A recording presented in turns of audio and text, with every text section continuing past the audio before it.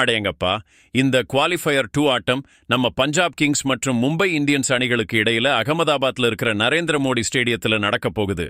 ஆனா இந்த மைதானத்தோட வரலாற்றை பார்த்தா பஞ்சாப் கிங்ஸ் அணிக்கு செம சாதகமா இருக்குதுங்க. நம்ம மும்பை இந்தியன்ஸ் அணிக்குத்தான் கொஞ்சம் சங்கு ஊதுற மாதிரி இருக்கு. இதுல முக்கியமா டாஸ் போட்டுட்டாலே மேட்ச் முடிஞ்சிடுமான்னு நீங்க யோசிக்கலாம். மழை பெய்யுமா, மேட்ச் ரத்தாகுமான்னு நினைக்க வேண்டாம். அங்கதான் மேட்டர். ஏன்னா இந்த அகமதாபாத் புள்ளி விவரங்கள் நம்ம மும்பை இந்தியன்ஸ் அணிக்கு ரொம்பவே கஷ்டத்தை கொடுக்குது.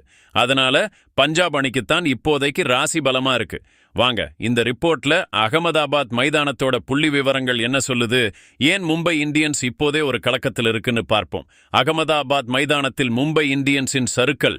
நம்ம மும்பை இந்தியன்ஸ் அணிக்கு இந்த மைதானத்துல ரெக்கார்ட் ரொம்பவே சுமார் தான். இங்க 7 ஆட்டங்கள்ல 5 ஆட்டங்களை அவுட் ஆயிருக்காங்க.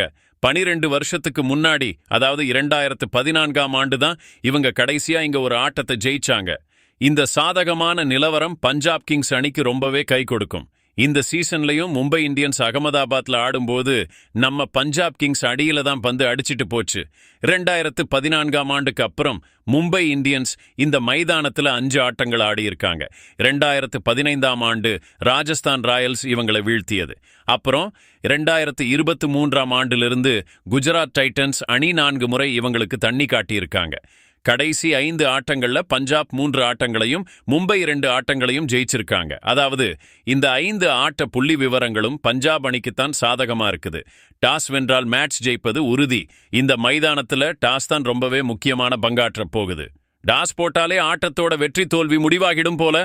ஏன்னா 2025ஆம் ஆண்டு, அதாவது இந்த சீசன்ல இங்கே 7 ஆட்டங்கள் நடந்திருக்கு. அதுல முதல்ல பேட்டிங் செஞ்ச அணிக்குத்தான் வெற்றி கிடைச்சிருக்கு. 7 ஆட்டங்கள்ல 6 ஆட்டங்கள் முதல்ல பேட்டிங் செஞ்ச அணியே ஜெயிச்சிருக்கு. இப்போ யோசிச்சு பாருங்க, டாஸ் வெல்றவங்க மேட்சையே வெல்றாங்கன்னு அர்த்தம். இந்த ஸ்டேடியம் முதல்ல மோதிரா ஸ்டேடியம்னு இருந்துச்சு, அப்புறம் நரேந்திர மோடி ஸ்டேடியமா மாறுச்சு. ஆனா இங்க நம்ம மும்பை இந்தியன்ஸின் நிலைமை ரொம்பவே மோசமா இருக்குது. அதனால டாஸ் ரொம்பவே முக்கியமானதா இருக்க போகுது. இங்க டாஸ் வெல்ற யாருமே முதல்ல பேட்டிங் செய்யத்தான் விரும்புவாங்க. ஏன்னா புள்ளி விவரங்களா தான் சொல்லுது, பேட்டிங் செய்யுங்க, போர்டுல 200 ரன்களுக்கு மேல வைங்க, மேட்ச ஜெயிங்க. இங்க தோத்தா 2 மாச உழைப்பும் வீணா போகும். பஞ்சாப் அணி 2014ஆம் ஆண்டுக்கு அப்புறம் இப்பதான் இந்த நிலைக்கு வந்திருக்கு. மும்பை இந்தியன்ஸும் போன சீசன்ல சுமாரான ஆட்டத்துக்கு அப்புறம் இப்போ மெல்ல மெல்ல முன்னாடி வந்துட்டு இருக்காங்க. தலைக்கு தலை மோதல். யாருக்கு வெற்றி? பஞ்சாப் மற்றும் மும்பை அணிகளுக்கு இடையே நடந்த நேருக்கு நேர் ஆட்டங்களை பார்த்தா மும்பைக்குத்தான் கொஞ்சம் கை ஓங்கி இருக்கு. ஆனா பஞ்சாபும் சும்மா விடாம போராடி இருக்காங்க. மொத்தம் 32 ஆட்டங்கள் நடந்திருக்கு. அதுல மும்பை 17 ஆட்டங்களையும் பஞ்சாப் 15 ஆட்டங்களையும் ஜெயிச்சிருக்கு. மொத்தத்துல இது ஒரு பரபரப்பான ஆட்டமா இருக்கும்னு நினைக்கிறேன். ஒரு பக்கம் நம்ம ஸ்ரேயாஸ் ஐயர், கைல் ஜேமிசன், யுஜி சாஹல், ஹர்ஷ்தீப் சிங்னு பவுலர்களும், இன்னொரு பக்கம் சூரியகுமார் யாதவ், ஹர்திக் பாண்டியா, ரோஹித் சர்மா, புதுசா சேர்ந்த ஜானி பேஸ்டோ, ட்ரெண்ட் போல்ட், அதே போல நம்ம பும்ரான்னு அதிரடி வீரர்களும் இருக்காங்க. இங்க மும்பை இந்தியன்ஸ் அணிக்குத்தான் கை ஓங்கி இருக்குன்னு தோணுது.